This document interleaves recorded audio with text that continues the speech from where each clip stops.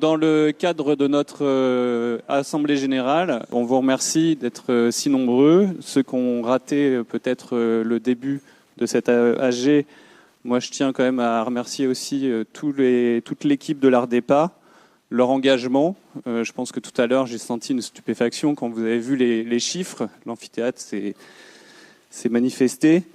Beaucoup d'actions qui ont été menées par toute l'équipe, un engagement. Et l'engagement, je pense que c'est un terme qui est très approprié, en tout cas sur le travail de Simon Tessou, donc, qui nous fait l'honneur de venir ce soir pour nous présenter son travail. Une approche sous l'intitulé de territoire possible.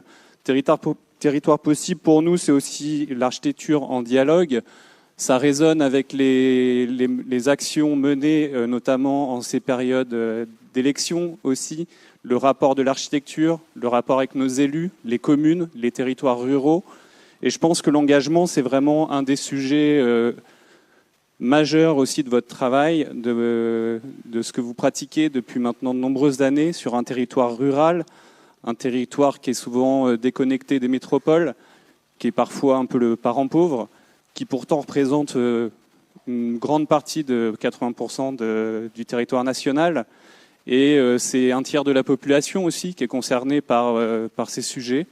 Donc ce soir, on vous remercie énormément pour nous partager justement toute cette approche, tout cet engagement à travers non seulement vos projets, votre démarche et cette qualité que vous allez nous présenter. Merci beaucoup. Bonsoir, merci beaucoup pour l'invitation de l'association de l'ARDEPA. Je suis très honoré d'être parmi vous ce soir. Merci Lucille en particulier pour tous les échanges pour préparer cette conférence. Je vais vous parler des territoires possibles depuis ce petit point rouge sur cette carte. On voit pas? Non, il y a un problème. Il n'y a plus d'image. Ok, ça commence bien.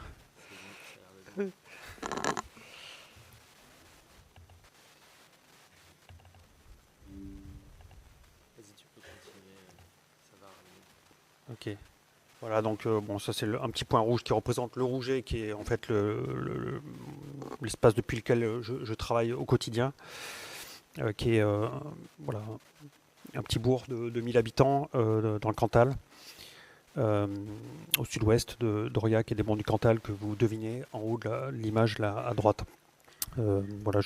J'anime une équipe pluridisciplinaire d'architectes, de paysagistes, d'urbanistes, d'économistes de la construction. L'équipe est répartie, une équipe d'une vingtaine de personnes répartie sur 3 sites, donc le Rouget, une dizaine de personnes, Clermont-Ferrand, une dizaine de personnes aussi, puis plus récemment une petite entité dans les monts du Pilat, dans la Loire, à Bourg-Argental, qui est une équipe de 2 personnes qui traite plutôt de questions à l'échelle territoriale, sur des enjeux, notamment pour des ateliers de territoire en lien avec des appels d'offres lancés par le ministère de la Transition écologique. Je vais vous parler de 3 thèmes autour de la question des attachements, de la durée, des possibles, qui constituent finalement un prolongement à la fois d'un ouvrage qui vient de sortir, qui s'appelle La Fabrique des possibles, et d'une exposition qu'on a organisée à Paris à la Galerie de l'Architecture il y a quelques temps, en 2023, autour de ces 3 thèmes, qui ont été aussi éditorialisés par un ami architecte et philosophe qui s'appelle Stéphane Manzani, avec lequel donc nous avons à la fois pensé une sorte de corpus de projets en lien avec ces 3 thématiques dans l'exposition, dans ce livre, et ce soir dans cette conférence. Et à la croisée finalement de ces 3 thématiques, je vais commencer par parler de la genèse de notre propre édifice au Rouget, dans ce bourg de 1000 habitants. Vous voyez ce petit point rouge qui représente notre propre agence d'architecture surmontée d'un logement dans lequel j'habite avec ma famille et de logements locatifs, qui constitue une sorte de petit manifeste sur un manifeste tant sur la question des ressources ici représentées en rouge avec ce qu'on appelle les forêts nouvelles, qui sont ces forêts de conifères qui ont été plantées dans l'après-guerre et qui ont occupé un territoire rural caractérisé par un exode massif vers les métropoles. Un territoire qui compose une partie de la grande diagonale du vide telle qu'elle a été théorisée par un certain nombre de géographes. Donc ces points rouges là représentent ces plantations de résineux, ce qu'on appelle l'enrésinement de la France, qui a concerné en fait la moyenne montagne française, tant dans le Massif central que dans le Jura ou dans les Vosges, et qui a occupé plutôt en fait des pâturages plutôt que remplacer des prairies, des forêts de feuillus, même si ça s'est produit aussi, ça continue de se produire, hélas. Mais en même temps, c'est une ressource pour construire, de mon point de vue. Et donc le manifeste, ce petit manifeste de l'atelier du Rouget, dans son édifice même, traite tant de la question de la ressource que de la question de la manière d'habiter, c'est-à-dire que c'est aussi, on pourrait dire, une tentative de montrer qu'on peut aussi habiter les territoires ruraux autrement que forcément dans un pavillon 4 faces au milieu de sa parcelle, dans une forme de périurbanisation du territoire rural comme on peut l'observer à peu près partout en France, et y compris dans nos territoires, malgré en fait cet exode rural, parce que le paradoxe c'est que la population du Cantal, du département du Cantal, a été divisée à peu près par 2 depuis 1850, et pour autant des pans entiers du territoire ont été anthropisés à la faveur de nouvelles manières d'habiter et de la séparation des fonctions qui caractérisent évidemment l'architecture moderne. Donc cet édifice, je reviens à la question des ressources, en fait montre comment en fait on a finalement fait une éclaircie dans une forêt familiale qui a été plantée en fait de résineux dans les années 60, qu'on a pu exploiter en faisant une éclaircie, et puis en mettant en fait tout en action un jeu d'acteurs, dans un périmètre restreint, dans une logique de circuit court, tant pour les entreprises qui sont intervenues pour ce projet que pour les prestataires, y compris ingénieurs, etc. Donc là, je ne vais pas rentrer dans le détail, mais finalement, cette carte, elle représente les différents endroits où les coupes d'arbres ont été faits, de Douglas, mais aussi de pins sylvestres. J'avais acheté 30 mètres cubes de pins sylvestres à l'ONF, dans une forêt juste à côté du Rouget. Tout ça avant même de prendre le crayon pour dessiner l'édifice. On a fait sécher tout ce pin sylvestre qu'on a utilisé ensuite pour l'ensemble des parquets, des menuiseries intérieures, etc. C'était une forêt qui était destinée à la pâte à papier en région bordelaise. C'était un moment où j'étais très investi dans la filière bois locale, qui s'appelait à l'époque Auvergne-Promaubois, qui est devenu plus tard Fibois Auvergne-Rhône-Alpes.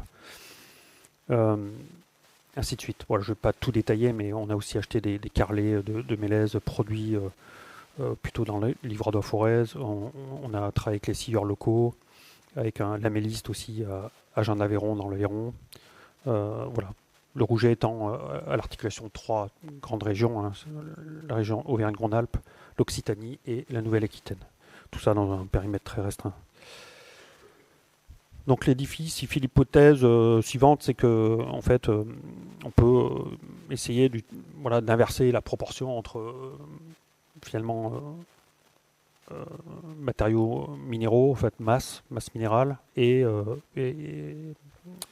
fait le bois. C'est-à-dire que dans l'architecture traditionnelle locale, en fait, on arrivait à trouver beaucoup de pierres, des savoir-faire, et puis on utilisait beaucoup de feuillus pour faire les charpentes et les planchers intermédiaires. Aujourd'hui, c'est les forêts de conifères plutôt, et puis l'idée c'est d'utiliser le bois en fait massivement pour réduire en fait la part qui va être attribuée finalement aux masses qu'on va plutôt utiliser pour des raisons thermiques et de contreventement des édifices en l'utilisant au minimum, et évidemment dans le rapport au sol. Donc ce plan très schématique et cette coupe représentent finalement cette inversion de rapport de proportion entre le bois et la maçonnerie. Quelques photos du débardage dans la forêt familiale, avec cette éclaircie, et puis le déplacement en fait de ces arbres de Douglas vers la scierie qui est Saint-Genès-aux-Merles dans la Corrèze.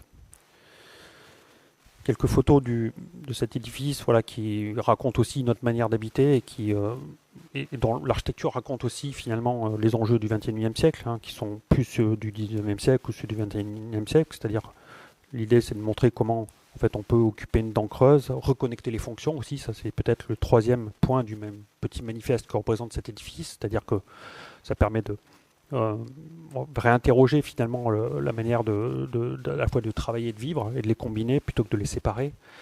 Quand je cherchais un terrain, le maire m'a proposé de construire mon agence dans la zone d'activité du village, chose que j'ai refusée. Et j'ai plutôt jeté mon dévolu sur une parcelle qui était à vendre en plein centre du bourg, sur la ligne de crête. Et j'ai plutôt essayé de poursuivre l'histoire du Rouget, caractérisée justement par la superposition des fonctions entre le travail au rez-de-chaussée et le logement au-dessus. Et en termes d'esthétique, finalement, ce qu'on raconte aussi, évidemment, c'est la question des enjeux climatiques. C'est essayer de mettre en place des principes du climatique très simples qui visent à capter l'énergie solaire et la restituer par déphasage. On habite dans une région, on est quand même à 650 mètres d'altitude avec des amplitudes thermiques très fortes qui nous permettent aussi, par la faible densité, d'aussi bénéficier d'un ensoleillement qui n'est pas perturbé par des masques solaires qui viendraient amoindrir en fait la performance d'une architecture bioclimatique. Et puis ces grands volets expriment finalement cette nécessité aussi de se protéger ou pas des apports solaires en fonction de la course du soleil et de la température intérieure.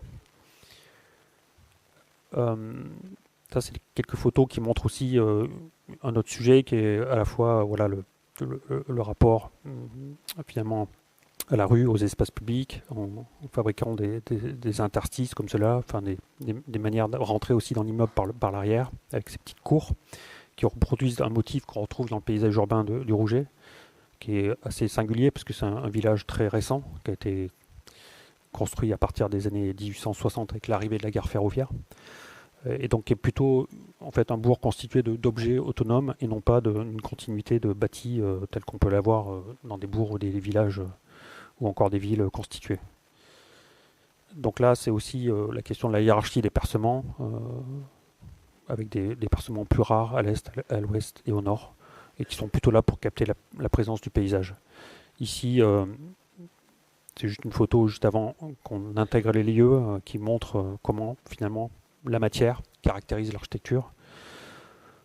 Quelque chose d'hyper important pour des architectes comme je suis, d'une certaine génération, pour qui finalement quand on nous a enseigné l'architecture dans les années fin des années 90, on nous a enseigné à être des virtuoses de l'espace et non pas à savoir vraiment construire, à utiliser d'autres matériaux que des matières un peu abstraites qui seraient le béton ou le placo-plâtre, une architecture blanche qui serait un peu désincarnée. Donc c'était pour moi aussi une manière d'expérimenter finalement. C'est un projet assez ancien hein, qui a plus de bientôt 15 ans et qui a été aussi une manière d'expérimenter d'autres manières de construire et qui a nécessité aussi des formations complémentaires après l'école. Quand je suis sorti de l'école, j'ai fait pas mal de projets, de formations au CNDB pour m'enrichir sur l'art de construire. Ici, c'est l'agence qui montre aussi cette façade très épaisse avec ces grandes baies vitrées orientées au sud, les dispositifs d'occultation qui sont déportés et qui sont suspendus à la structure et qui permettent de maîtriser les apports solaires.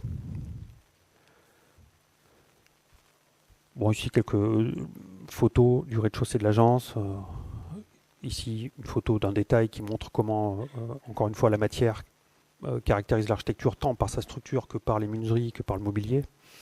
Tout ça, c'est le pin sylvestre, justement, qu'on a acheté à l'ONF, qui a fait le parquet aussi. Hein, et donc, on a trouvé un parquetteur qui nous a transformé le parquet, qui nous a transformé les plots que j'avais demandé au scieur à partir du pin sylvestre, etc. etc.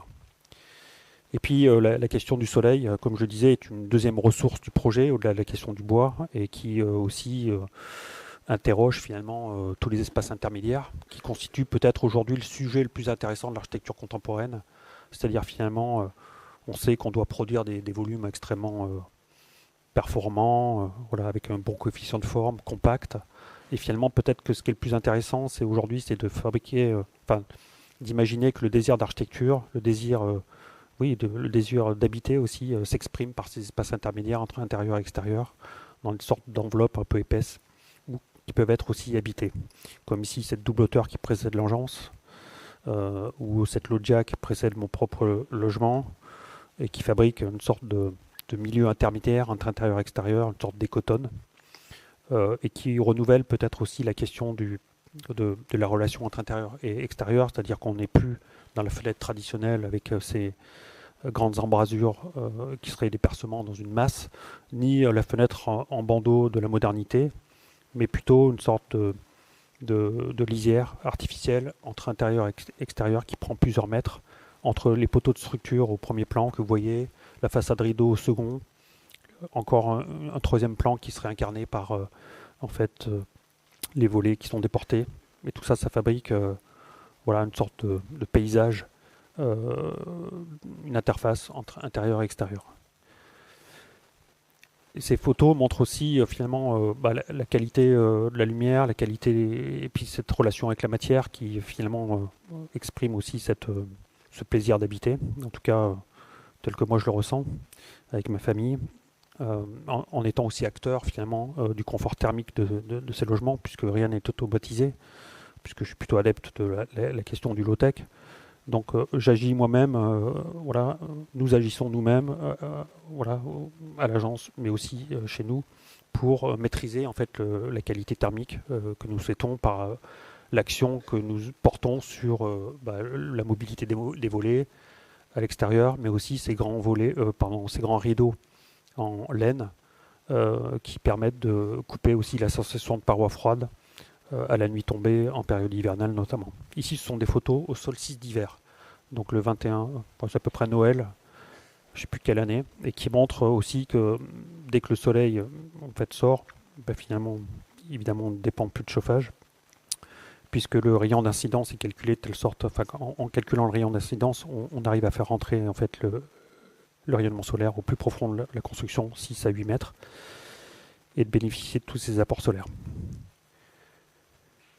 Voilà cette longue introduction pour dire que finalement ce projet un peu à l'articulation des trois thèmes que j'ai énoncés au début, attachement, durée, possible.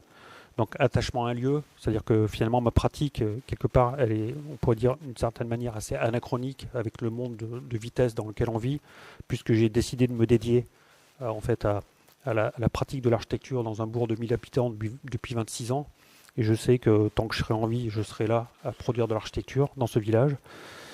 En faisant des projets, je l'espère, le plus proche possible de ce lieu, même s'il m'arrive d'en faire ailleurs, je vous en montrerai.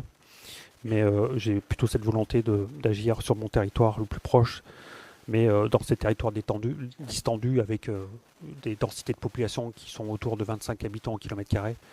Vous doutez bien que pour travailler, on est obligé de se déplacer pas mal, à peu près à 2 heures autour du Rouget en général.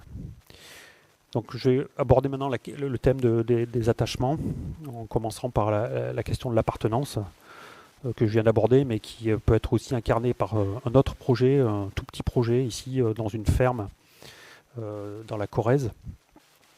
Cette photo, je vous la montre parce qu'elle fait directement écho à ce que je viens de vous raconter, c'est-à-dire qu'ici, on est très proche du plateau des 1000 vaches, pour ceux qui connaîtraient un petit peu le Limousin, et on voit très bien en fait ce dont je parlais tout à l'heure, c'est-à-dire les forêts de feuillus qui perdurent et qui recomposent un paysage avec ces forêts de conifères qui viennent remplir en fait un territoire rural qui s'est dépeuplé.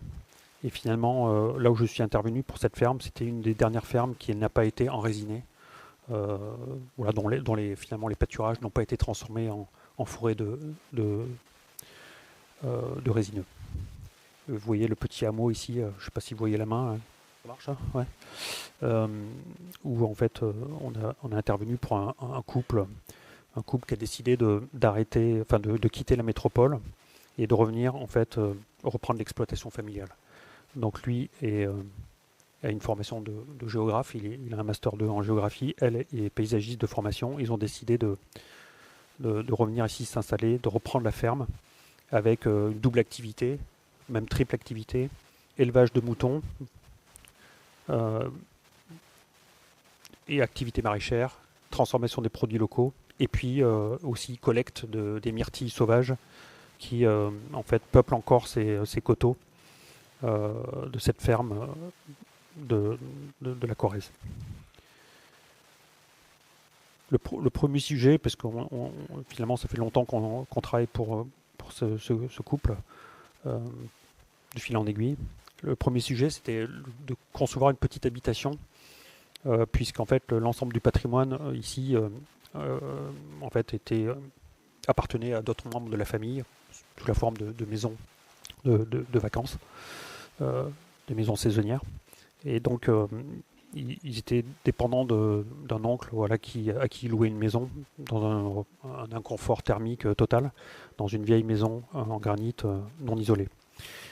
Donc le sujet était très beau, puisqu'ils m'ont envoyé un petit cahier des charges avec 3 références qu'ils souhaitaient que j'articule dans la conception de cette habitation, à savoir les lits clos auvergnats, voilà, avec l'idée selon laquelle peut-être qu'on peut habiter dans des meubles dans un séjour, pour dormir notamment, plutôt que de s'étendre dans une grande maison.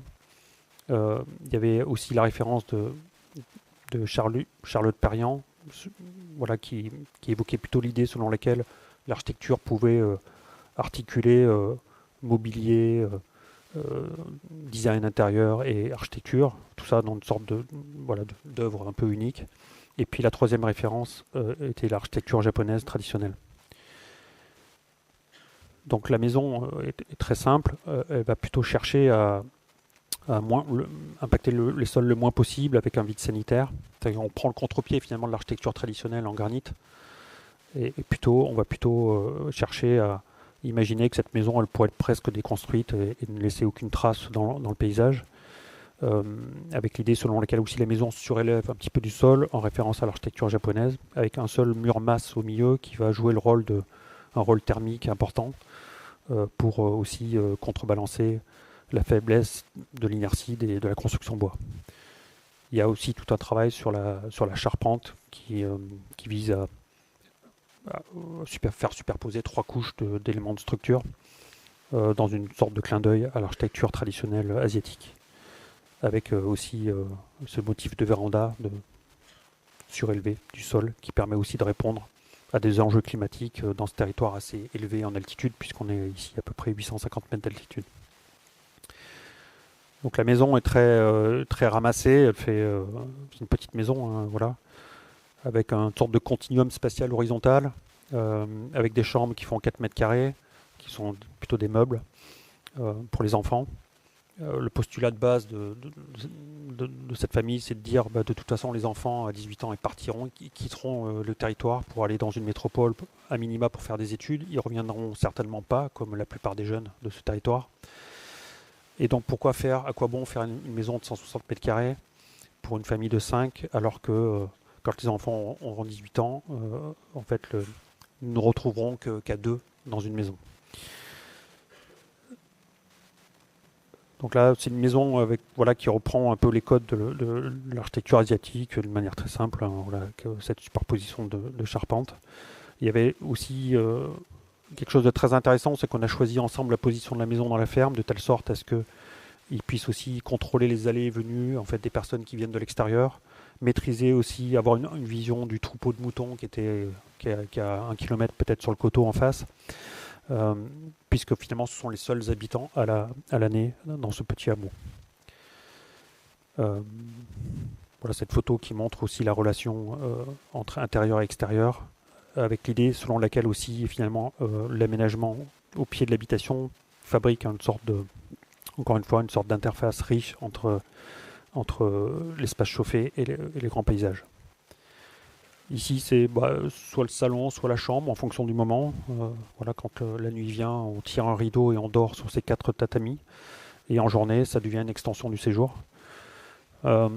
Ici, c'est une photo qui montre une sorte de continuum spatial, comme ça, entre des parties de la maison qui ne sont pas cloisonnées. Il y a une seule porte dans la maison qui est celle du toilette.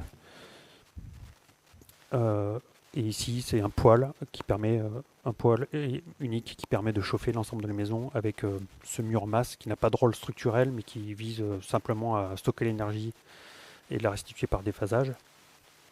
Tout ça conçu et réalisé avec la terre extraite du terrassement. Quelques photos de détails qui ne montrent pas tellement en fait, l'intérêt de ces détails, mais plutôt pour montrer à quel point le maître d'ouvrage a mis beaucoup de cœur à exécuter la maison avec soin, parce que c'est une maison qui a été réalisée peut-être 80% en autoconstruction, avec un désir d'architecture rare voilà, pour des autoconstructeurs. On leur a fourni des plans au dixième, et puis ils ont respecté à la lettre chaque morceau de bois qui compose par exemple ces éléments de bardage composés de litho de Douglas. De fil en aiguille, on a sympathisé, on est devenus des amis, et puis les commandes ont continué, notamment avec cette bergerie auto-construite à 100%, cette fois-ci fort de l'expérience de l'habitation, qui est un projet qui fait plusieurs centaines de mètres carrés et qui a coûté 65 000 euros. Et qui vise aussi à détourner en fait, la fonction des serres utilisées pour le maraîchage, aussi pour le troupeau de moutons, en période d'agnellage au mois de février. Donc finalement, ces deux serres fabriquent une sorte d'extension à la bergerie qui permet en fait d'accueillir finalement le troupeau très vaste de moutons pour cette période très spécifique, mais qui est aussi d'une très courte durée. Et le reste du temps, ces serres servent à faire pousser des tomates. Voilà quelques photos qui montrent en fait cette structure qui a une logique assez différente de celle de l'habitation, qui va valoriser plutôt des processus industriels pour baisser les coûts, mais tout ça c'est réalisé avec de la matière locale et des entreprises locales, entièrement autoconstruit. Et puis on a aussi pris pas mal de risques, nous architectes, puisqu'on n'a pas pris de bureau d'études. Et donc on pour essayer de baisser les coûts au maximum. Et donc finalement on fait un prédimensionnement nous-mêmes qu'on a vérifié avec les entreprises, en essayant de trouver aussi un dispositif qu'on voit aussi sur cette photo qui montre que finalement la question du contrefrontement dans le sens transversal est rejetée à l'extérieur, un peu comme des sortes de contreforts d'une église gothique. Voilà, on a repris finalement cette référence gothique en rejetant finalement le contrefrontement à l'extérieur, et ce qui constitue des alvéoles qui peuvent être utilisés aussi pour stocker en fait des palettes, des matériaux utiles à la ferme. Donc ça c'est la serre qui est utilisée en fait dès le printemps pour faire pousser les tomates. Toujours dans la question des attachements, donc l'attachement ici, évidemment, cette ferme est incarnée finalement par cet attachement à un territoire, à une ferme familiale. Voilà, dans une sorte de sous-thématique, je vais maintenant parler d'interaction entre un groupe d'habitants pour un projet d'habitat participatif à Clermont-Ferrand qui s'appelle l'Assemblada, qui a décidé en fait de prendre à bras le corps la question du logement par eux-mêmes pour en fait s'épargner en fait tous les opérateurs classiques de la promotion immobilière qui renchérit finalement le coût de la construction en étant à la fois maître d'ouvrage mais aussi en trouvant des dispositifs juridiques pour mettre en place une SCIA et imaginer en fait habiter ensemble et partager des communs dans pour le coup un contexte extrêmement conventionnel qui est une ZAC à Clermont-Ferrand dans un écoquartier qui s'appelle Trémonté, mais qui est par contre en fait un site exceptionnel que je vous montrerai tout à l'heure. Bon là, pour un architecte, ce qui est vraiment incroyable dans ce type de projet, c'est que en fait là vous produisez plus des logements en fait standardisés ou dont vous ne connaissez pas l'habitant, mais vous réfléchissez à comment faire cohabiter 6-7 logements ensemble. 8 pour le coup, excusez-moi, donc 7 familles plus un logement qui est partagé et qui est mis à disposition des amis ou de la famille quand il y a des visiteurs. Et là, c'est une sorte d'aller-retour dans un travail comme ça, un peu itératif, entre la réponse à des désirs individuels propres à chaque famille et puis finalement la réponse à des désirs portés plutôt par le groupe. Et donc on s'est rapidement mis d'accord plutôt sur une figure unitaire Et en tout cas, voilà, tous ces dessins, ce qu'ils racontent, c'est cet aller-retour entre la nécessité de répondre aux désirs de chaque famille, mais aussi la nécessité de trouver une figure qui rassemble en fait l'ensemble des logements dans un édifice qui a sa cohérence propre. En tout cas, c'est le choix que nous avons fait de manière collective, parce qu'il y a aussi des projets d'habitat participatif qui sont plutôt l'expression d'individualité. Là, l'idée, c'est plutôt de concevoir un projet pour lequel, en fait, ce qui prédominait en termes d'esthétique et de figures bâties, ici, il avait décidé plutôt de mettre l'accent plutôt sur le commun. Et donc, le projet prend la forme d'une sorte de grande figure comme ça à patio, qui exprime à la fois ce commun dont je parlais, mais qui est aussi une réponse finalement à un site très contraint, une toute petite parcelle dans l'écoquartier de Trémonté, avec une parcelle qui a été réservée par la collectivité pour ce projet spécifiquement.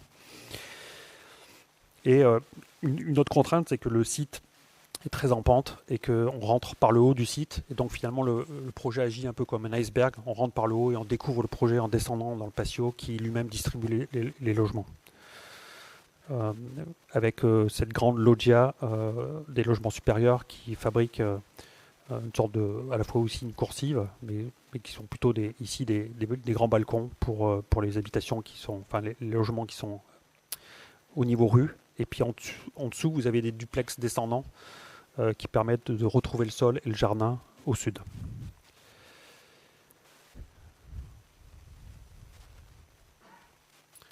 Voilà le patio qui permet de passer en fait du niveau rue au commun. Dans l'axe du patio, vous avez la salle commune. Et puis à l'étage, vous avez ces coursives qui permettent de distribuer les logements. Tous les duplex sont en fait accessibles depuis un palier intermédiaire. Et donc soit vous montez un demi-niveau vers les chambres, soit vous descendez un demi-niveau vers les séjours qui retrouvent le sol un étage plus bas, un demi-étage plus bas. Là, c'est les coursives qui desservent les logements qui sont accessibles aux personnes à mobilité réduite, parce que parmi le groupe, il y a aussi des personnes qui avaient le désir de pouvoir trouver une solution aussi dans le cadre de l'avancée en âge, qui est une vraie problématique dans nos territoires. Et puis ensuite des couples plus jeunes avec des enfants, avec aussi la volonté d'habiter un logement qui ressemble plus à une maison qu'un appartement, avec des dispositifs aussi qui permettent une évolutivité du logement. Vous voyez cette porte-fenêtre qui donne dans le vide, elle est là tout simplement parce qu'un jour, probablement, ce vide va être comblé pour rajouter une chambre en cas de nécessité si un deuxième ou un troisième enfant arrive. Ici, c'est un simplex qui répond à d'autres demandes. Et plus récemment, on travaille sur un autre projet d'habitat participatif à Ruan-Puy-de-Dôme, toujours dans le Puy-de-Dôme. Ici, dans un contexte particulier, puisqu'il s'agit d'une densification en fait, d'un territoire périurbanisé en périphérie d'Orion, où là, en fait, les habitants, donc 13 familles, ont acheté en fait, une habitation qui était en vente sur le Bon Coin et qui vont habiter en fait, cette maison qui va être transformée en 2 ou 3 logements. Et puis, la parcelle va être aussi construite avec cette figure en L, avec une dizaine de logements ici qui prennent place en fait, dans ce pavillonnaire qui date des années 80 et qui lui-même s'est superposé en fait, à un territoire qui était plutôt vernaculaire avec des constructions traditionnelles, notamment agricoles. Donc finalement, il y a une sorte un peu de palimpseste, comme ça, on pourrait dire qu'ici, il y a la ferme originelle, ensuite une extension des années 80, avec ses morphologies reconnaissables, qu'on a décidé de conserver dans cette sorte d'histoire un peu composée finalement de formes très hétérogènes. Et puis la construction d'une figure en L qui vient accueillir les nouveaux logements ici et qui recompose, en fait l'ensemble recompose une sorte de court-jardin qui est à l'ombre d'un grand cerisier qui a été conservé. Et ici le projet est desservi par des coursives.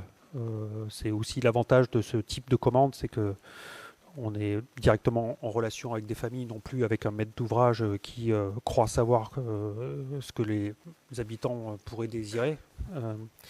Et ici, finalement, tout le monde a convenu, a fortiori dans un projet d'habitat participatif, qu'on pouvait très bien imaginer en fait, une desserte par coursive, y compris en passant parfois devant des chambres. Voilà. la question de la reliance maintenant, toujours dans le thème des attachements, qui va être ici incarnée plutôt par cette relation au grand paysage, dans un petit village qui s'appelle Chalier, qui est dans un méandre de la Truyère, qui est un affluent du Lot. Là, on est dans un tout petit village à l'est du Cantal.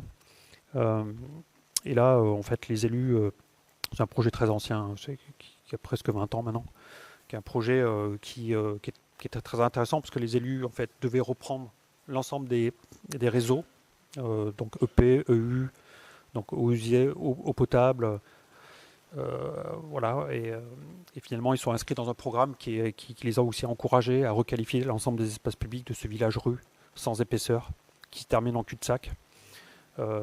Et en fait, quand on a conçu le projet, on a identifié 3 surlargeurs dans ce village-rue qui permettaient d'imaginer 3 petites placettes en lien avec une vue sur le grand paysage, et adossé à chaque fois un patrimoine bâti remarquable. Ici, une ancienne maison de notaire du XVIIe siècle, ici l'église, et puis ici la mairie. Et à chaque fois, en face, on a un paysage remarquable sur la Truyère. Donc la première petite placette, elle prend place devant cette ancienne maison, qui est devenue ensuite le presbytère, que la mairie a racheté pour le sauver, et en attente d'un programme futur. La deuxième placette est en contrebas de l'église. C'est une placette plus complexe, à l'articulation de plusieurs parcours piétons, notamment vers le coteau qui était autrefois un coteau vivrier. Et là, il s'agissait à la fois d'organiser le stationnement, mais aussi voilà, une vue sur le grand paysage au travers de ce petit belvédère qui va au-delà des voitures.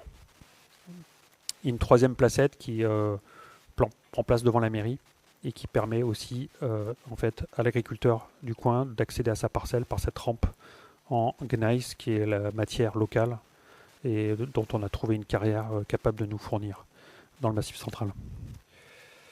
Et l'autre sujet, évidemment, c'était le traitement de la voirie qui relie ces placettes, et qui, là, on a choisi une valeur constante, le plus étroit possible, pour redonner en fait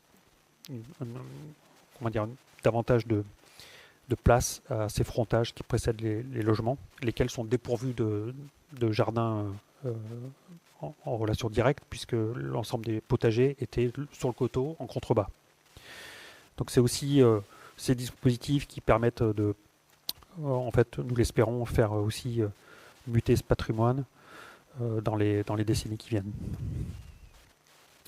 Un des sujets aussi principaux, c'est la question du petit patrimoine d'aujourd'hui, comme je l'appelle, voilà, qui fait suite au petit patrimoine du XIXe siècle, pour lequel on prenait beaucoup de soins dans le dessin. Par exemple, je sais pas, le four banal, ou je sais pas, une bascule, ou le dispositif pour ferrer les chevaux.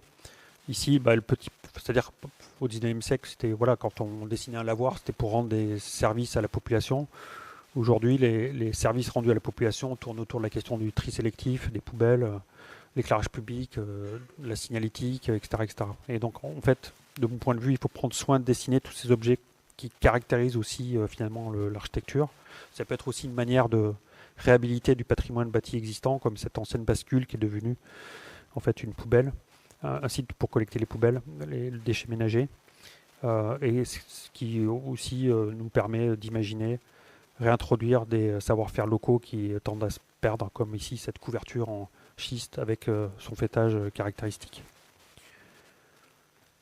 En tout cas, ce projet, il interroge quelque chose, voilà, peut-être un sujet à une plus grande échelle, qui est celui du grand paysage et du rapport du coteau avec le village, puisqu'il faut imaginer qu'ici, jusque dans les années 1950, ce coteau était complètement ouvert avec des pratiques vivrières qui sont entièrement parties en friche. Et donc, finalement, si on n'y prend pas garde, le paysage va complètement se refermer et va couper en fait les habitants de Chalier, de ce petit village, les couper de cette relation au grand paysage. Et donc plus récemment, on a travaillé avec des associations locales pour imaginer en fait restaurer les parcelles qui sont au contact du village, et restaurer en fait ces murets de soutènement pour voilà, s'assurer que finalement le paysage reste ouvert au contact du village, même si c'est pas un problème que le reste du coteau parte en friche, c'est aussi notre qualité finalement. Finalement la nature reprend le dessus et c'est pas forcément un problème. En fait l'idée c'est pas de revenir à un état antérieur qui serait fantasmé ou voilà, idéalisé. L'idée c'est plutôt en fait, aussi de porter un discours qui peut être aussi celui qui consiste simplement à dire on va juste faire en sorte que les parcelles les plus au contact du village restent ouvertes et que le reste du coteau peut effectivement repartir à la nature et c'est pas forcément un problème. Dans les attachements, là je vais finir par la question de l'assemblage au sens premier du terme, c'est-à-dire que les attachements c'est aussi pour un architecte comment assembler des matières entre elles. Et là je vais parler de cette question-là au travers d'un projet de la maison du parc naturel régional des Cosses du Quercy. Donc là c'est un projet dans le Lot qui prend place à l'entrée du village sur une situation de crête là aussi entre deux bassins versants et qui occupe en fait un territoire, une sorte de micro-territoire qui était autrefois ce qu'on appelait un coup d'air, un village, un espace public traditionnel autour desquels les paysans se retrouvaient, stocker leur matériel ou rassembler leur troupeau de moutons.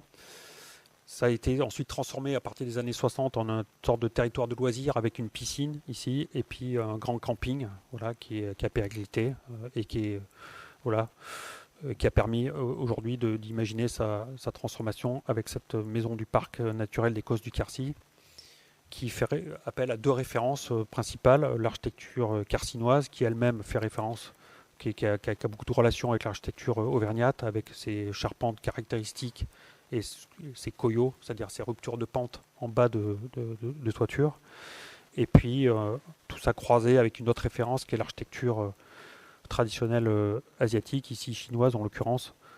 Ici c'est une maison dans le Sichuan, qui est une maison à cour organisée autour de ce grand carré en grès, donc un sol minéral sur lequel on vient poser en fait une structure en bois avec cette galerie qui permet de distribuer l'ensemble du programme.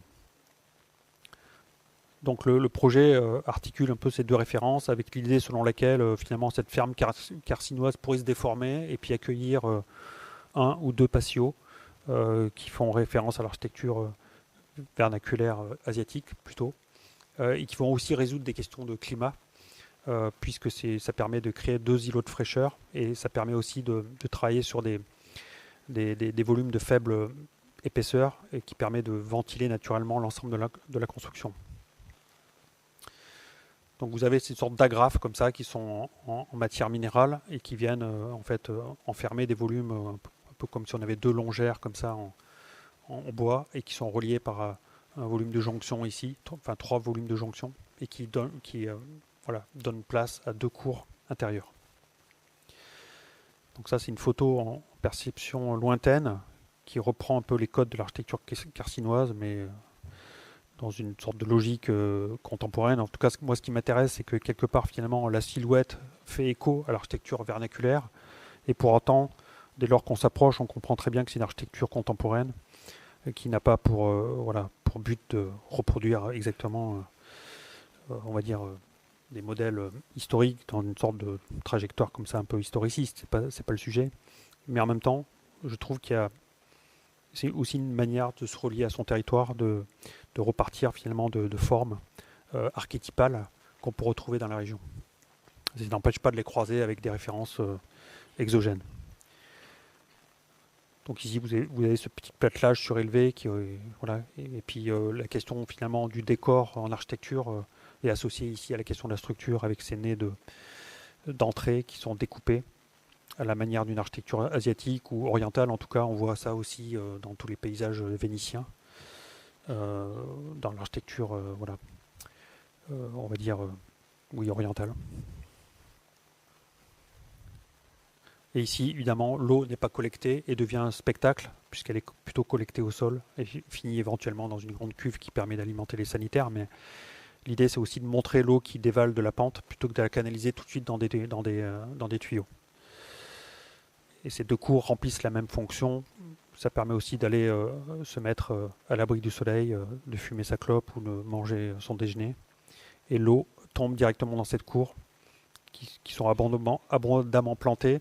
Et l'eau ensuite percole les sols et est récupérée en bas de terrain dans une cuve de récupération des eaux de pluie.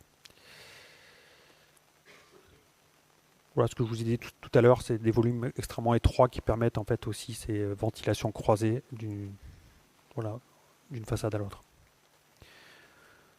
Voilà, toute une démarche assez proche de celle de l'atelier du Rouget pour la question des ressources, qui peut être ici incarnée par la question de la paille, mais on a fait tout un benchmarking sur les matériaux qu'on pouvait utiliser localement. Toutes les tuiles, par exemple, sont produites dans une tuilerie qui est artisanale, qui est locale. La terre cuite vient d'un peu plus loin, d'ailleurs de vers chez vous, je crois, de la Loire-Atlantique, malheureusement, parce qu'on a essayé d'utiliser des terres cuites qui venaient de chez nous, mais c'était trop coûteux.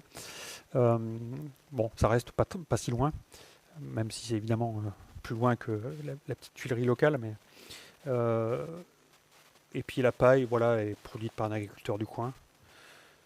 Et le Douglas est aussi, voilà, on s'inscrit dans ce qu'on appelle une certification qui s'appelle BTMC, c'est-à-dire Bois du territoire du Massif central, qui est aussi un dispositif qui permet en fait d'assurer une traçabilité de tous les bois mis en œuvre dans la construction, en s'assurant que tous les bois viennent du Massif central et donc d'un périmètre restreint. C'est un peu long, non? Ça va? Je finis jamais mes conférences, hein. Je suis obligé de m'arrêter toujours avant. Parce que vous me faites signe quand il faut que j'arrête. Parce que là, voilà, on va aborder enfin la deuxième thématique seulement, qui est la question de la durée. D'habitude, je parle souvent justement de notre travail sur notre commune au Rouget, mais comme je sais que je suis toujours trop long, j'ai enlevé toute cette partie-là. Donc si vous voulez en fait prendre connaissance de tout ce travail qu'on fait depuis peut-être 15 ou 20 ans avec les élus locaux au Rouget, je vous invite à acheter le livre La fabrique des possibles. Il y a une interview avec le maire, une interview croisée qui permet de aussi comprendre tout ce travail de très longue durée avec ces élus. Je vais quand même parler de cette thématique autour de la question de la sous-thématique prolongée. Prolonger l'histoire d'un lieu, mais on vient d'en parler avec la Bastille de Murat, mais ici c'est un autre exemple où en fait l'agence repart en fait finalement d'un archétype voilà, qu'on rencontre chez nous, qui est la grange étable, pour concevoir une halle. Ici c'est quelques photos du site avant projet. Je vais vous parler de la halle de Mandaille, qui est une halle de marché qui est dans un tout petit village, dans une des 7 vallées qui gravitent autour du Puy-Marie. Le site était comme ça, avec un peu voilà, une entrée de bourg classique française, hein, voilà, un territoire un peu bordélique, avec un parking, un tennis désuet, quelques prunus ridicules, de la signalétique. Voilà, ça ressemble à ça. Bon. C'était ici qu'il fallait concevoir une halle, et on est reparti en fait de l'archétype de la grange étable pour concevoir cet objet. La grange étable, en fait, il y a un grand toit qui écrase en fait une étable, qui met à profit la topographie pour avoir deux niveaux accessibles directement à la grange depuis le haut, avec tout le foin, et puis les vaches qui sont dans l'étable en dessous, avec des trappes ménagées dans le plancher pour faire tomber le foin directement dans les mangeoires. Toutes les granges étables du Cantal sont identiques, sauf qu'il y a juste la longueur qui change. En fait, finalement, la mesure donnée par 2 vaches, un couloir central pour évacuer le fumier, c'est à peu près 7,50, 7,60, ça c'est une large constante. Et par contre, l'objet construit en fait a une longueur variable en fonction de la grandeur, l'importance du troupeau. Et toute cette architecture-là était autrefois couverte par du chaume.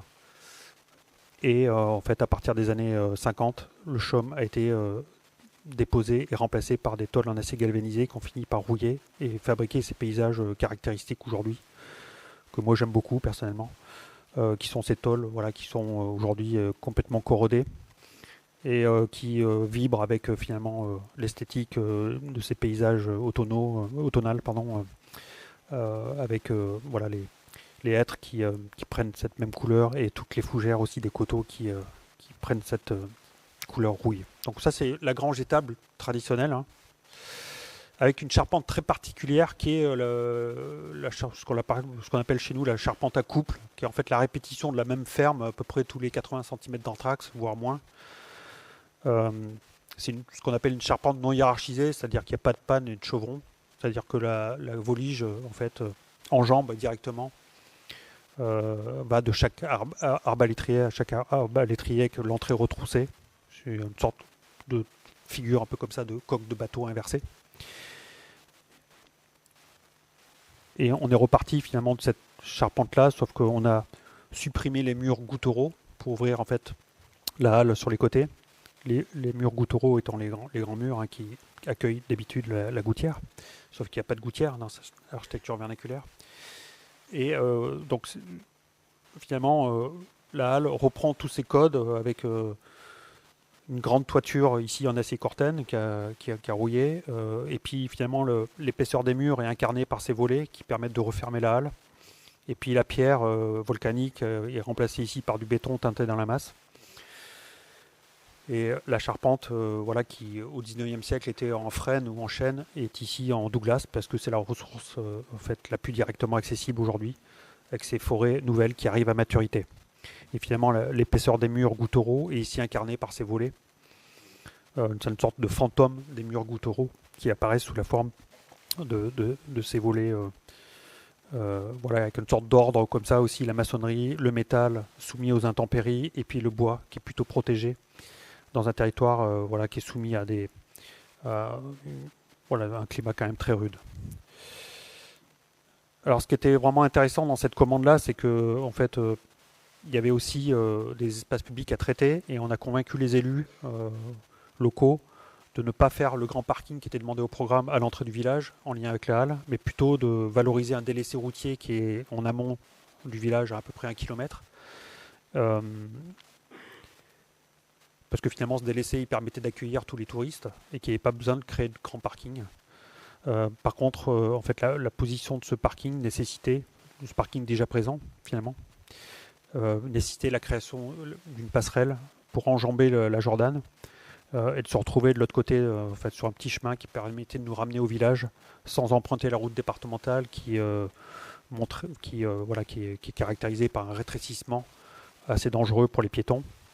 Donc on a une extension de la commande pour dessiner cette passerelle plutôt que de faire un grand parking un peu moche à l'entrée du village.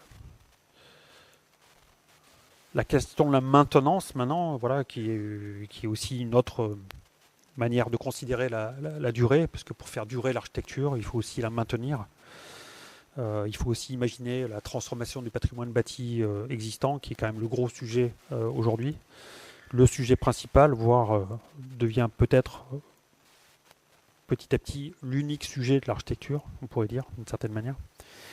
On pourrait dire que peut-être que notre plan de masse à l'échelle européenne est figé, et que peut-être que l'idée ce serait plutôt de en fait, réhabiter tout le patrimoine qui est déjà existant. Ici, c'est un projet de 5 logements à Aurillac, dans le centre-ville. Une ancienne gendarmerie 19e, vacante, depuis 20 à 30 ans. Et donc là, le projet consistait à faire 4 logements sociaux, enfin avec des loyers conventionnés, et puis une habitation accessible aux personnes à mobilité réduite. Alors c'est un sujet très intéressant parce que là il se trouve que c'est un projet privé pour mes parents qui cherchaient en fait un terrain ou un appartement accessible aux personnes à mobilité réduite dans la perspective de leur vieillissement. Ils n'ont pas trouvé en fait de logement à Aurillac. Ils souhaitaient habiter assez proche du centre-ville et ils ont visité ce site. Ils m'ont dit voilà, on souhaiterait tout le montrer juste comme ça, voilà, pour savoir ce que tu en penses. Et je leur ai dit, peut-être vous pouvez acheter cette ancienne gendarmerie 19e, et puis on pourra, à la place de l'écurie qui était en ruine, faire une petite maison et répondre à vos besoins. Et donc c'est ce qu'on a fait avec les 4 logements locatifs ici dans l'ancienne gendarmerie et la petite habitation accessible aux personnes à mobilité réduite en plein centre-ville d'Aurillac. Et globalement, finalement, on a désimperméabilisé des sols et on passe d'une situation vacante à 5 familles qui dorénavant habitent ici. Avec la petite habitation qui prend place qui remplace l'écurie qui était ici à droite. Une petite extension là avec des démolitions d'annexes qui avaient été construites sous la forme de garage. Et surtout, ah oui, ça c'est une photo depuis le séjour de chez mes parents avec un petit jardin qui fabrique aussi un îlot de fraîcheur et qui rend des services à l'ensemble des habitants qui habitent autour de cet îlot. Et il y avait aussi un gros enjeu, c'était essayer de rendre désirables en fait des logements collectifs dans une centralité assez dense. Et donc là, j'ai bataillé longuement pour négocier avec l'architecte des bâtiments de France pour en fait réaliser ces 2 terrasses qui prolongent en fait les 2 grands logements qui sont les étages de l'ancienne gendarmerie. Si bien qu'on a pu créer des terrasses comme ça de à peu près 10 à 15 mètres carrés en lien avec le grand paysage. Et ce qui subitement fait que en fait, habiter là devient désirable et devient crédible comme alternative à un pavillon 4 faces dans un territoire périurbanisé. La question de la maintenance, elle se pose aussi pour tout le patrimoine 20e, comme ici, une ancienne école primaire. Alors, évidemment, le vieillissement de la population du Cantal se poursuit. On va dire que globalement, la démographie continue de décroître, même si globalement, on peut dire que le solde migratoire étant positif, d'une certaine manière, ça atténue finalement la poursuite de la décroissance démographique. Mais pour autant, il y a quasiment, les enfants sont de plus en plus rares dans notre territoire, et donc il y a beaucoup d'écoles qui ferment, dont celle-ci à Aurillac, qui est une école qui a été construite dans les années 60 et qui a été du coup transformée par la ville d'Aurillac en un centre social et avec une extension pour une salle de musique actuelle.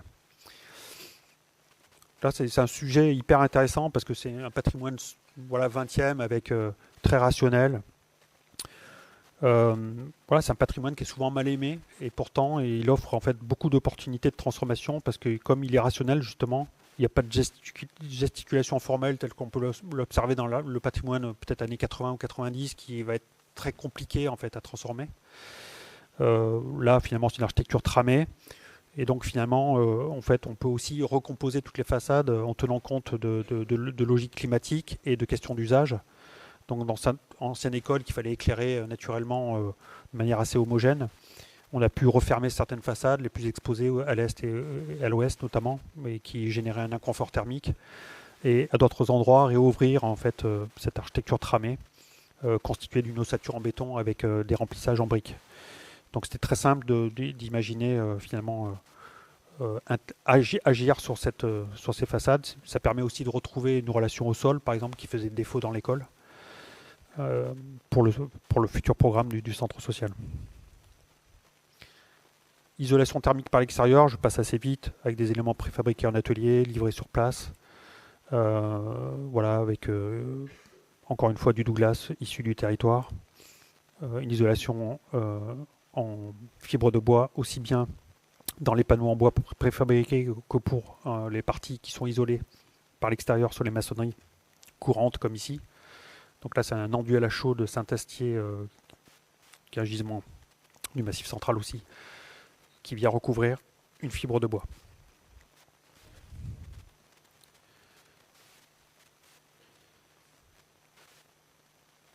Enfin, j'arrive au possible, qui est incarné en fait aussi bien qui était incarné dans l'exposition aussi bien que dans le livre par ces 3 sous-thématiques, faire avec, spéculer, déclencher. Je vais passer directement à spéculer en parlant d'un projet ici dans votre territoire à Rezé pour un projet que nous faisons avec Loïc Dobas, que je remercie de sa présence, qui nous a embarqués dans cette aventure pour répondre en fait à un concours d'architecture pour ce quartier très ambitieux en termes d'objectifs de décarbonation qui fait l'objet d'un financement en France 2030 qui est très intéressant puisque en fait sur l'ensemble de ces îlots qu'on devait concevoir, en fait la question du stationnement n'intervient pas du tout puisqu'elle est gérée en fait sous la forme d'un parking silo. Donc là on n'avait pas de stationnement à la parcelle à gérer. pas de sous-sol, pas de stationnement en surface. Là, la question, c'était plutôt de trouver des dispositifs pour accueillir les vélos, en rez-de-chaussée notamment, en très grand nombre, en considérant que finalement les habitants vont se déplacer prioritairement en vélo ou en transport en commun et non plus en voiture. Alors qu'est-ce qu'on a fait pour... voilà, c'est pas évident hein, quand on s'exporte sur un territoire qu'on connaît moins bien. Eh bien, on a travaillé avec Loïc sur voilà, peut-être comment on pouvait donner un caractère finalement à une architecture de ZAC. Et en fait, ce dessin, il montre en fait vous voyez, ces plaques de schiste reliées par une traverse en bois. Voilà, qu'on a pu observer dans le territoire de Loïc, voilà, et qui est une sorte de paysage vernaculaire qui est assez saisissant. Et on s'est rendu compte que dans la carrière locale, il y avait aussi beaucoup de déchets qu'on pouvait aussi valoriser, utiliser ces déchets de carrière pour imaginer faire des sols, par exemple. Bon, malheureusement, on n'a pas pu traiter la question des sols qui a été confiée à un autre paysagiste très compétent aussi. Hein.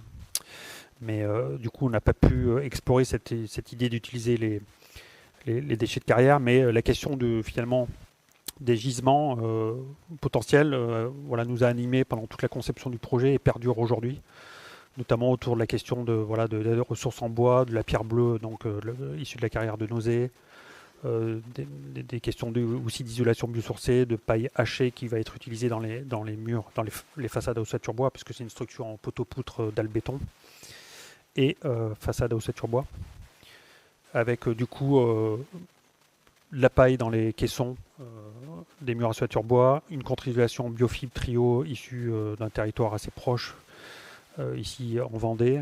Il y a la question aussi des sols, avec un mélange de sable du site et mélangé avec du compost, ainsi de suite, ainsi de suite. Donc finalement, c'est la même logique qui a prévalu ici que celle que je vous ai montrée dans les exemples précédents. Voilà, qui donne lieu un peu à cet inventaire de matériaux. Et puis on a récemment obtenu un ATEX pour utiliser en fait la pierre de schiste, donc ces plaques de schiste pour le rez-de-chaussée, qui va constituer le parement voilà, de toutes les rez-de-chaussée des 5 immeubles qui vont composer l'îlot. Voilà, quelques photos qui montrent le projet dont on vient d'obtenir le permis de construire. Je passe rapidement, je vais terminer en 2 secondes avec la question de comment déclencher des situations aussi quand on est architecte. On essaie de déclencher des situations, j'en décris 2 dans le bouquin, dont je ne vais pas parler ce soir, mais je vais parler de notre projet qui est en fait au Rouget. Je vais terminer par le Rouget, j'ai commencé par le Rouget, je termine par le Rouget, qui est ici en fait une ancienne menuiserie des années 50.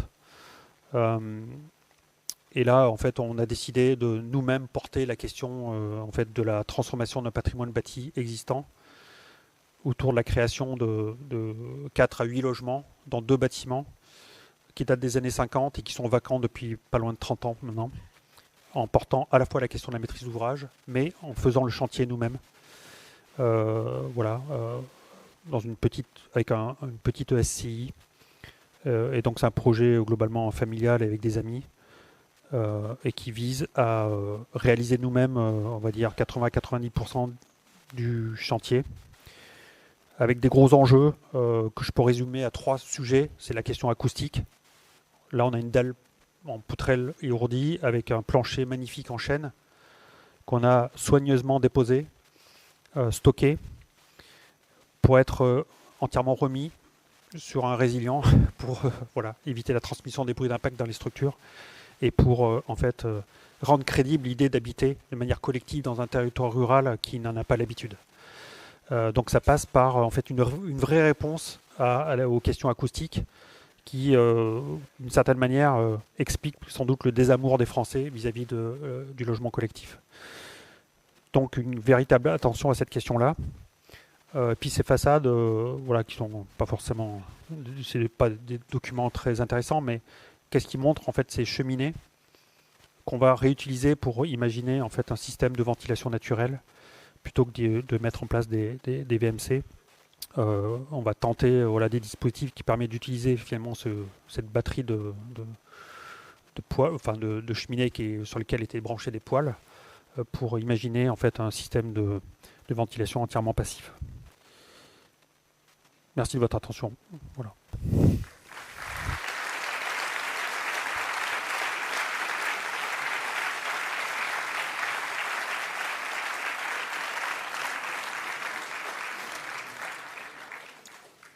On vous propose de faire passer un micro pour vos certaines questions que vous avez sans doute à poser. Merci beaucoup pour la clarté des propos. Un peu pour rebondir aussi sur tout ce qui a été un peu évoqué avant. Votre travail, il parcourt énormément la question du dialogue, de l'architecture comme un outil de transformation au niveau local. Et j'aurais peut-être aimé avoir un peu votre propos sur la relation que vous avez justement avec les gens qui sont concernés, qui ne sont pas toujours éclairés de la meilleure manière sur comment transformer leur territoire, et votre rôle, puisque vous êtes architecte urbaniste, Grand Prix d'architecture qui plus est, mais dans un territoire finalement où il y a une action à mener qui est assez forte, très engagée, où il y a une proximité et un échange probablement quotidien avec non seulement des élus, mais des gens qui sont non seulement élus et également habitants, avec qui vous partagez votre quotidien probablement. Enfin voilà, un peu avoir votre retour sur ce rôle que vous jouez évidemment et que tous les architectes peuvent jouer dans ces contextes. Alors, je suis Grand Prix d'urbanisme et non pas d'architecture. Juste petite précision qui a son importance quelque part parce que c'est aussi c'est intéressant de voir que finalement un type comme moi, une campagne profonde a été primé sur des questions d'urbanisme, ce qui a été un peu osé de la part d'un jury qui est plutôt composé de métropolitains. Mais je pense que la question du devenir des ruralités est un vrai sujet aujourd'hui, et intéresse beaucoup de gens. Petite parenthèse à part. Voilà. Mais pour répondre à la question, il y a une dimension pédagogique qui est fondamentale dans tout le travail, qui est aussi à mettre en relation avec mon autre vie, qui est aussi celle d'être enseignant à l'école d'architecture de Clermont-Ferrand, après avoir dirigé l'école, et avant d'avoir dirigé l'école pendant 6 ans, et d'avoir participé à une refonte assez extensive du projet d'établissement, autour de justement du devenir des ruralités, des petites centralités en crise, on va dire, globalement. Oui, donc pour moi, l'architecte a un rôle essentiel dans ce travail pédagogique au long cours qui vise à essayer de changer les pratiques. C'est difficile. Il faut être très patient, avancer step by step, c'est long. Mais je trouve que justement, c'est ce que je disais un peu en introduction, là, tout de suite sur la question de l'urbanisme, je plaisantais autour de cette question-là, mais finalement, je trouve que la question de l'urbanisme, du paysage, est une bonne clé d'entrée pour faire changer les pratiques, plus que l'architecture, d'une certaine manière, qui reste assez inaudible en France, malheureusement. Alors que quand on commence à parler de cadre de vie, de mobilité, de rapport au vivant, de rapport au climat, de qualité d'espace public, je trouve en tout cas, personnellement, j'arrive davantage à attraper un élu et aborder les sujets au travers de ces questions-là, parce qu'elles échappent d'une certaine manière, en tout cas pour l'élu, à des questions esthétiques. Alors que c'est un sujet pour nous, évidemment, y compris sur des aménagements d'espace public. La dimension esthétique est très importante, mais je trouve qu'on est davantage entendu sur des sujets comme cela. Et c'est la raison pour laquelle je pense que les architectes ont vraiment un rôle à jouer à l'échelle, à plusieurs échelles. D'avoir développé une vraie pensée qui traverse toutes les échelles. Une pensée de l'échelle territoriale jusqu'au dessin d'une architecture très précise, ou je sais pas, d'un mobilier urbain, ou je dis n'importe quoi, ou d'un banc, ou je sais pas quoi, d'une porte ou d'un meuble. Et c'est cette capacité de notre profession justement de passer d'une échelle à l'autre très facilement qui nous aide, je pense, à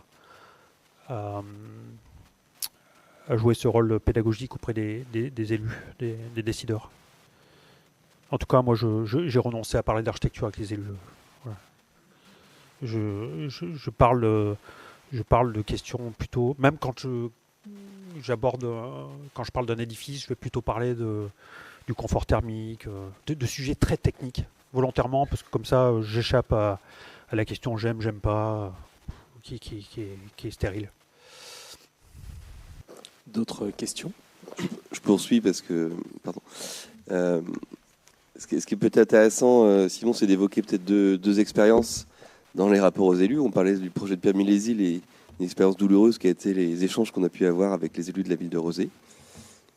Je ne sais pas si tu souhaites en reparler, mais de manière plus large, effectivement, ton expérience au Rouget, où cette quotidienneté avec le maire t'a mis dans une relation de porter une analyse, un peu comme un menuisier qui rabote, c'est-à-dire d'arriver petit à petit à donner à comprendre les outils, les atouts de la ville du Rouget.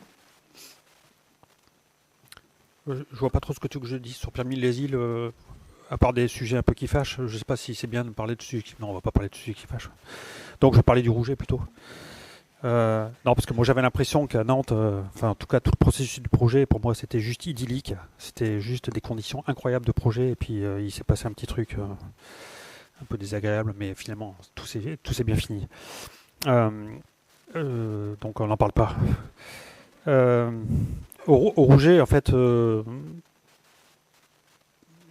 Rouget, c'est tout ce que j'aurais pu vous parler ce soir, mais dont j'ai pas parlé. C'est un travail de très très longue haleine avec les élus, pour essayer de faire monter en qualité en fait le territoire, quoi, tout simplement. Et en fait, on a travaillé sur un plan guide qui n'était pas une commande, et en fait, on a dessiné une sorte de vague plan guide, voilà.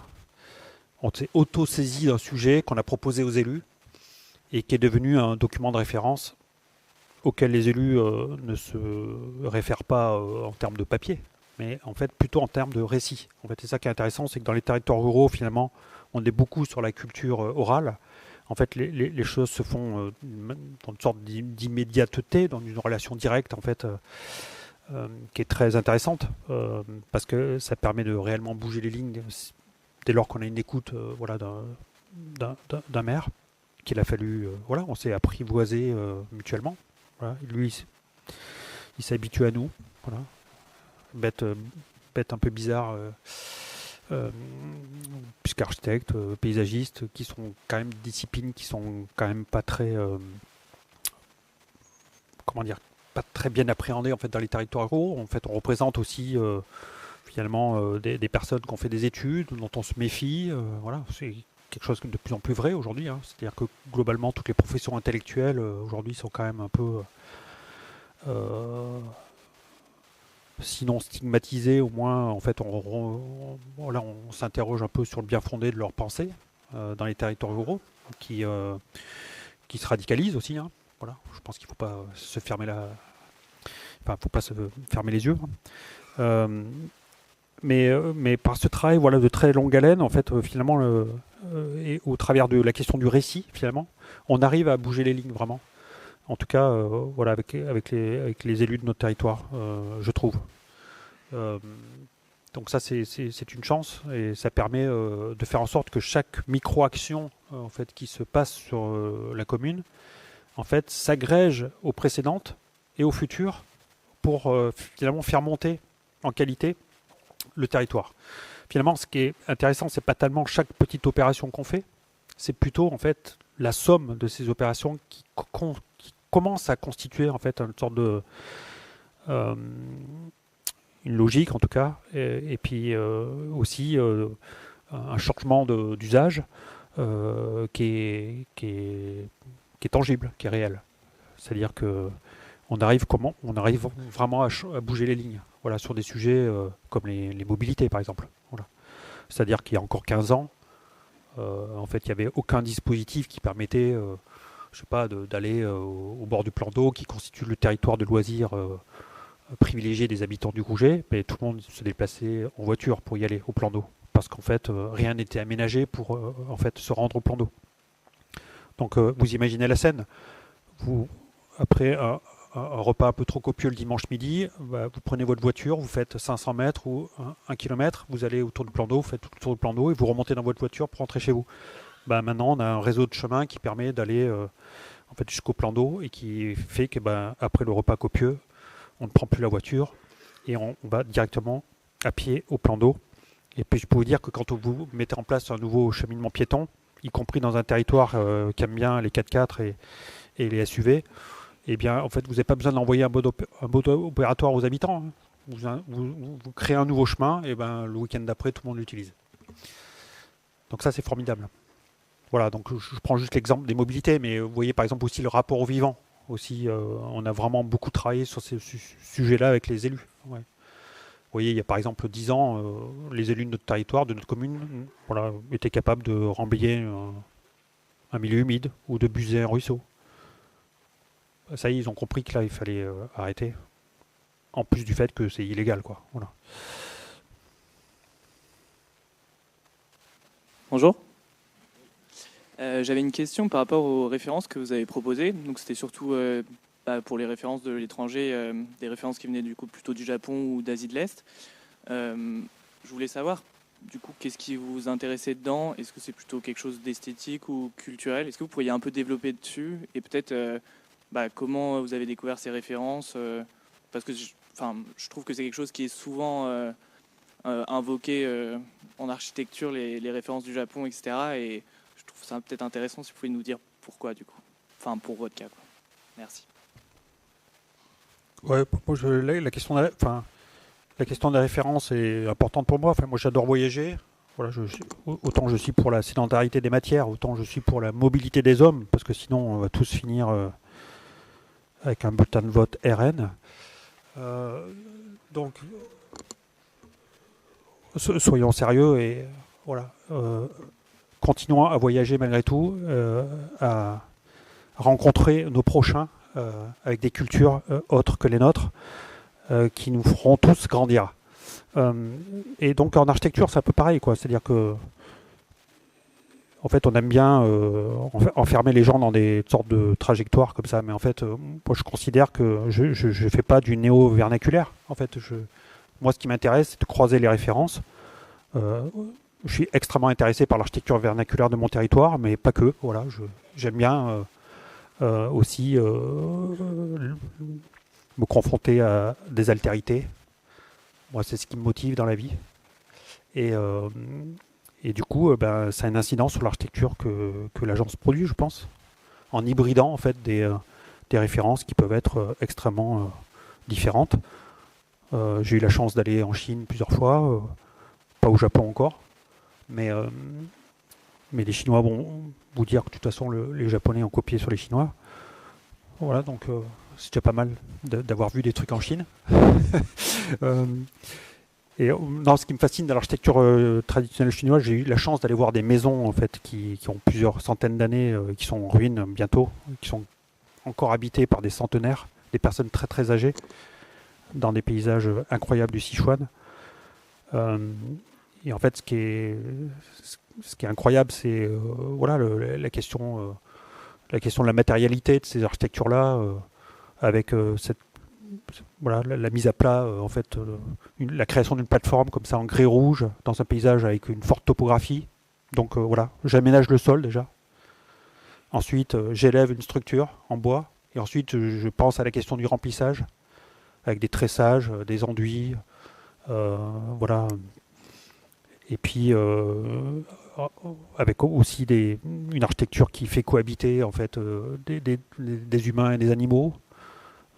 Chose que nous on fait plus. Je dis pas qu'il faut le refaire, hein. Je dis simplement que c'est intéressant la gestion de l'eau, c'est juste incroyable. Voilà, l'eau qui tombe dans la cour, un nivellement absolument incroyable qui permet de collecter les eaux de pluie, la ramener vers un exutoire, avec une architecture extrêmement raffinée, où la question de l'eau est non pas vue comme une contrainte, mais comme une opportunité de projet. En fait, moi c'est ça qui m'intéresse par exemple. Voilà. En tout cas, ça m'a beaucoup inspiré et aujourd'hui, la plupart des architectures qu'on produit ne collectent pas les eaux de pluie au niveau du toit, mais plutôt au niveau du sol, pour que finalement le spectacle de l'eau on puisse aussi en profiter. Je ne sais pas si je réponds à la question complètement, mais vous semblez un peu déçu.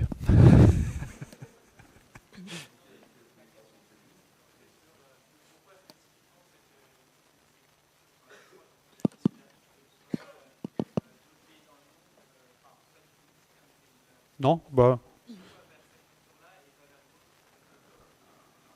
Ouais. Bah, en fait, je parlais de ces exemples-là, mais j'aurais pu parler d'architectes, je sais pas, comme Frank Lloyd Wright, qui pour moi sont extrêmement inspirants aussi. J'en parle dans certains de dans un autre bouquin qui s'appelle, qui est lié au Grand Prix de l'urbanisme, là où je parle plutôt de mes références américaines.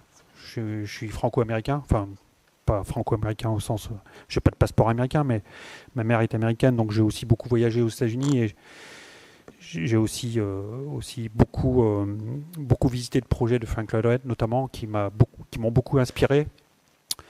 Voilà, dans plusieurs registres d'ailleurs, à l'échelle territoriale comme à l'échelle architecturale.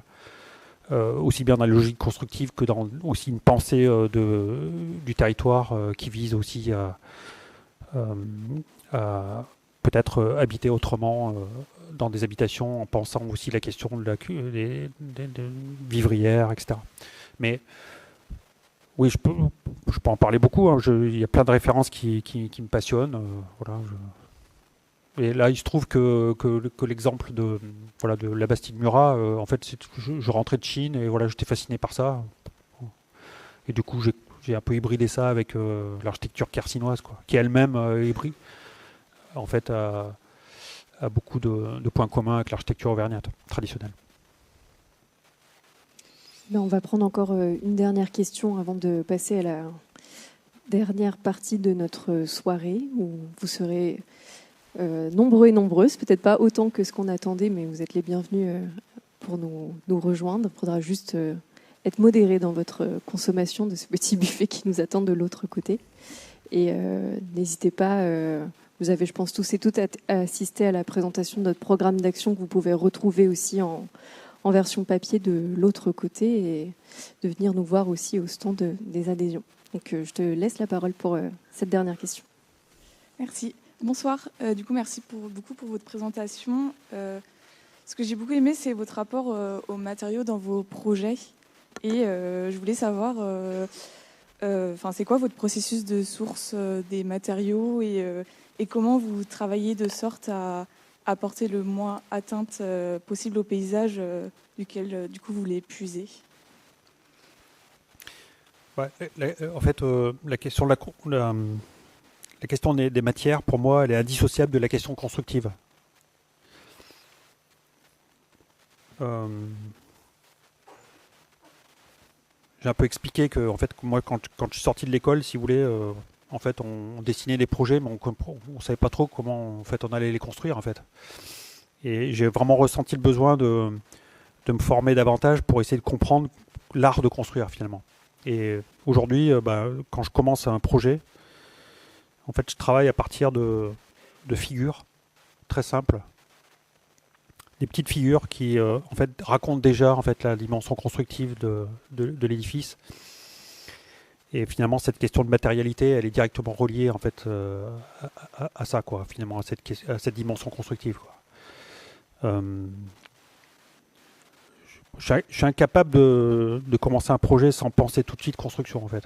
Voilà. Pour moi, la construction, c'est un terme noble, voilà, qui a été beaucoup, malheureusement, en fait, un peu mis de côté par les architectes, en considérant que finalement c'était un sujet qui devait être traité par les ingénieurs,